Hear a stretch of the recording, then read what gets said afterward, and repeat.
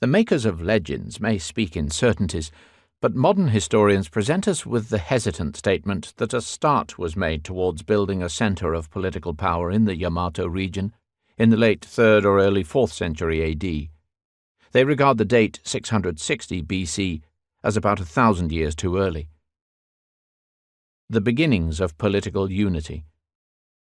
How do modern historians work out the problem of dating the beginnings of political unity? They subject the earliest Japanese histories, full of legendary material, to critical examination and try to explain what they find. Historians have not rejected 660 BC because it is an arbitrary date conjured out of the imagination of men in ancient times, but because rational calculation indicates that it is based on premises which we cannot accept. The learned men who first settled on this date were aware of the Chinese notion of time cycles. These cycles lasted 60 years, and the 58th year of each cycle was said to bring with it some remarkable change. The year AD 601 was the 58th year of one of these cycles, and, in fact, momentous changes were taking place at the time. The Chinese believed that in the 58th year of every 21st cycle of 60 years, that is to say, once every 1,260 years, an event of even greater importance took place.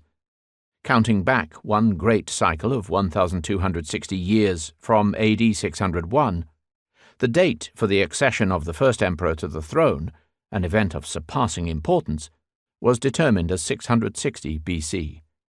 Modern historians have built up a credible alternative to 660 BC, not by rejecting legends and early stories as nonsense, but by examining early Japanese histories, even earlier Chinese accounts dating from AD 25, and a rich and growing store of archaeological finds. It is the Chinese histories that give the earliest contemporary accounts of political life in Japan. The Chinese reported that in the mid-3rd century, the Japanese lived not in a single state, but in more than 100 small communities, later reduced to 30 mini-states. The mini-state which most interested the Chinese was one ruled by a queen. The country formerly had a man as ruler. For some 70 or 80 years after that there were disturbances and warfare. Thereupon the people agreed upon a woman for their ruler. Her name was Pimiko. She occupied herself with magic and sorcery, bewitching the people. Though mature in age, she remained unmarried. She had a younger brother who assisted her in ruling the country. After she became the ruler, there were few who saw her. She had 1,000 women as attendants, but only one man. He served her food and drink, and acted as a medium of communication. She resided in a palace surrounded by towers and stockades, with armed guards in a state of constant vigilance.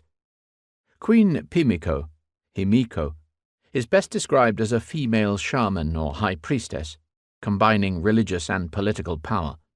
She was the ruler of Yamato. Was Yamato, as the Chinese thought, the political center of the whole country? This is doubtful.